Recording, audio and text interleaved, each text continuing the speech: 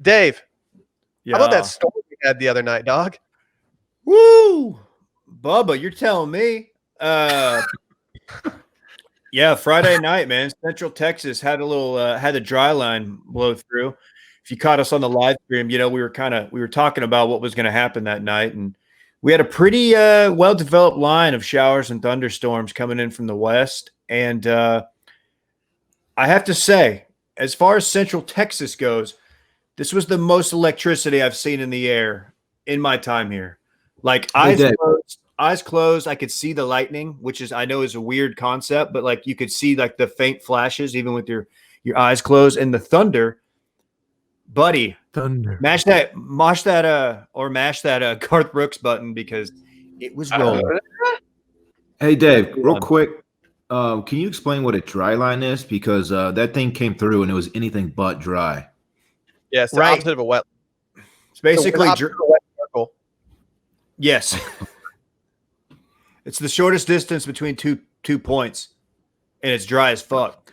No, so it's just dry. It's just dry air when it hits the unstable, warm, moist air. That's when you get the showers and thunderstorms that pop up.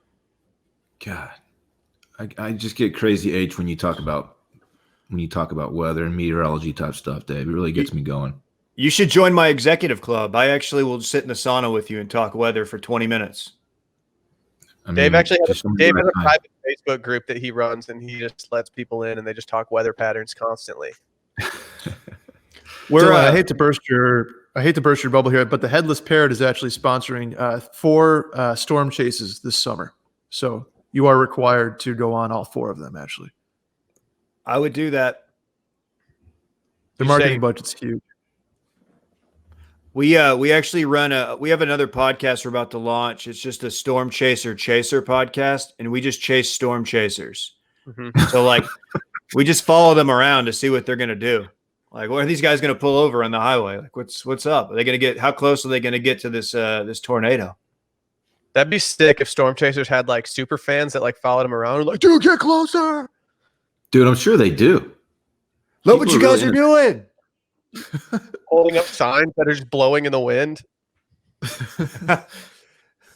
We could have the reality show where we follow around like 4 different groups of storm chasers, and we just capture the infighting and like who's doing better, who's having a great season. It's summer of '98 for the Texas Storm Chasers. Ooh. What's like the game of storm chasing? Is it just to get like dope footage of storms, or is there some kind of what's going on there? Yeah, there's probably an adrenaline rush that goes along with it too. I mean, that's got to be feeding a lot of these people. Yeah, I think it's a combination of all those, because you have now it's like kind of at the dangerous point where you have people just adrenaline junkies trying to chase storms. And then you have like your legitimate storm chasers who, much like the movie Twister, are trying to get data from the tornado. I don't know if they're launching up little metal balls into the NATO anymore, but they're getting the intel and they're sending it back to the base, and they're just doing like the breakdown of the tornado, the winds and whatnot. Do they get sponsors like Monster or Red Bull wrap their trucks and all that stuff? That's what I envision for some reason. You got to think so. Okay. I would love nothing more than to see like a truck, like the Red Bull, like the little SUV with the giant can coming out of the back, just going right into a tornado, just rolling up to that EF2. Do you guys remember last week on Monday's podcast when we talked about how rainy it was supposed to be all week? Turned out it was actually a beautiful week last week outside of Monday and Friday. We had two days of about anywhere from 2 to 4 inches each day and night. So yeah, it kind of just came in lump sums instead of a light sprinkling each day. It's big weather for you, dude. Thank God I laid down that mulch. Shaking my head. Is Scott Fisher weighed in on any of this? Like, did he say this where this ranked among storms that he's experienced in Austin, Texas? Scott Fisher says. Because that's what I want. Him. He's the only real one. He's the only real one I trust at this point. He's got his ear to the ground. He knows what's going on. As far as like severe storms go, those weren't like the most severe, but lightning wise and thunder, like for me personally, like Southwest Austin, that was intense. I think you got it worse than us. because even though it was a hell of a storm, it was a hell of a storm for us.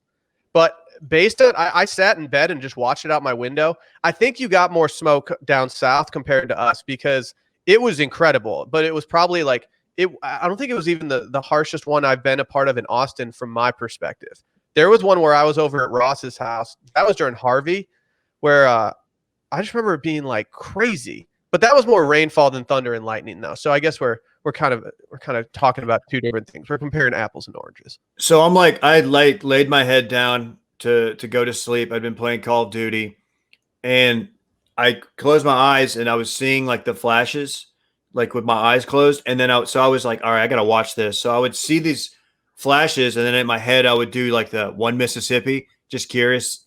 There was one that was the loudest rumble of thunder I've heard in years, and it was like 4 miles away. And I was like, damn, that's powerful. What did that sound like right on top of it? Like that's going to blow somebody's eardrums out. I can't believe you didn't hear more of it, Dylan. Although even though I've been to your house, I still don't understand where you live.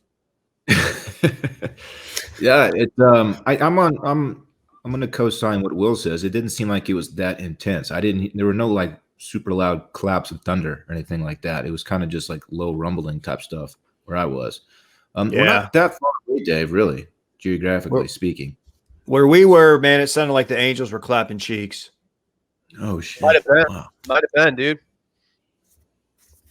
By the way, I would like to confirm that I just went to his Twitter page, and Scott Fisher still starts every tweet with Scott Fisher says, : and then what he has to say. So I love what he's doing over there. It's great stuff. Scott Fisher's eyes just started filling with tears of happiness when Twitter gave him more characters to work with. He was just like, oh my God. That really freed him up. He was biting the fist, just like, ooh. Antonio Banderas.gif. Yeah. Burning characters right off the jump every time he tweets, man. Like, what are you doing? Yeah, he didn't want that sub too. He was just like, oh my God.